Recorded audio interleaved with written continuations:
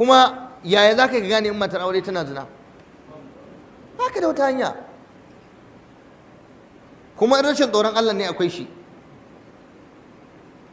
Kuma mun ba su dama, suna da zabga-zabga manya-manyan wayoyi a tattare da suna iya magana da kowa. Matarka tana iya communicating da kowa. Kowa yana iya magana da ita, ba wanda ba ya iya magana da ita, dan ba kafa mata wata doka ba. Kai dan zamani ne ka ce a bata yanci, a bata hurriya, freedom.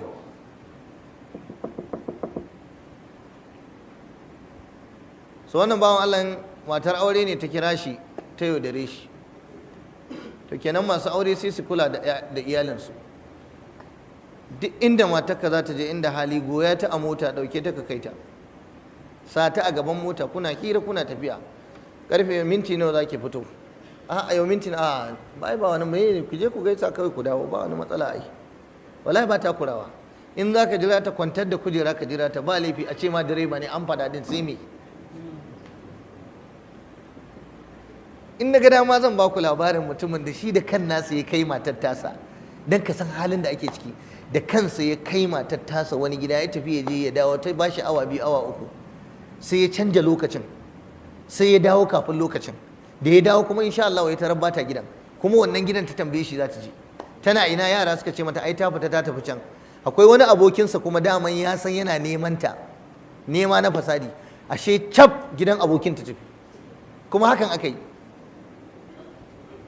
Kawai sai ya buga mota ya tafi gidan abokin. Yana zuwa ya sallama, aka ce ana sallama, wani ne,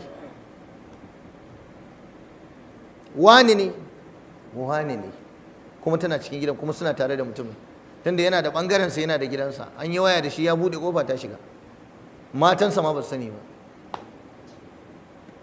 Ya shiga, ya yi maza ya sa ta fita.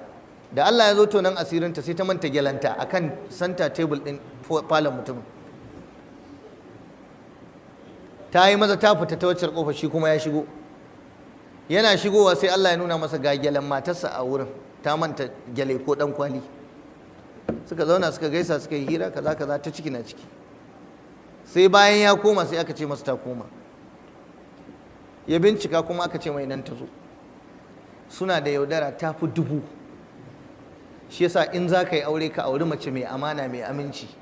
Idan ka kuskura ka auri matar da kyau ne ya dauke ka aure ta, babu tarbiyyar addini a gidansu, za ta ci amanar ka, kuma za ta yi ta yaudara ka, kai ta ciyar da ita masara, tana zuwa gidan wani tana tsiya.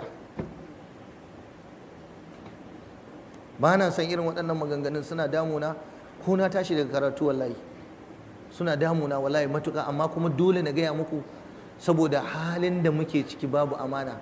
Ban muku magana akan wajen aiki ba, ban yi muku magana akan abin da ya shafi makaranta ba, ban yi muku magana akan tafiya unguwa ba, ban yi muku magana akan zuwa asibiti ba dakalar da suke ba, ban yi muku magana akan gidan biki abin da mata suke yi ba, ban yi muku magana akan kawalai da suke bin matan mutane suna lalata su ba, secretly ba a sani ba. Bawan Allah mutumin sa'ani take bari a baka tana magana. Ban ce karka yadda da ita ba, amma ka sa mata ido. Kuma kuskure ne mutum ya bar wa matarsa yanci ko ina tana zuwa, wallahi ba daidai ba ne. Ko ku ji daɗi ko kar ku ji daɗi, ko kar ku yadda ko kada ku yadda, saboda 'yar adam ce, tana da rauni. Wataƙila kai ɗin kana da rauni a wajenta, kai baka sani ba, bata gaya ma ba, tsautsayi ya sa tana zaune da kai ne. Wataƙila hankalinta ya karkata zuwa ga wani, kuma baka yi mata tarbiyyar da tana da tsoron Allah da ba za ta yi wannan tsiyar ba, ta je ta yi. Akwai wulakancin da ya wuce matarka ya zaman to ba kai kaɗai bane tattare da ita.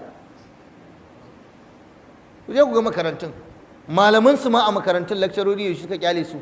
Duk yarinya mai dan haske da kyalle sa mata ido ake yi, ana bibiyarta a makarantun, duk makarantun gaba daya. Na muku jam'u, ba a sani bane babu tsinannun malamai marasa mutunci, masu cin mutuncin iyalan mutane da yayan mutane, wanda kullum burin su ya za su bata yayan mutane, tun daga sakandare har zuwa jami'a gaba daya. Babu ne?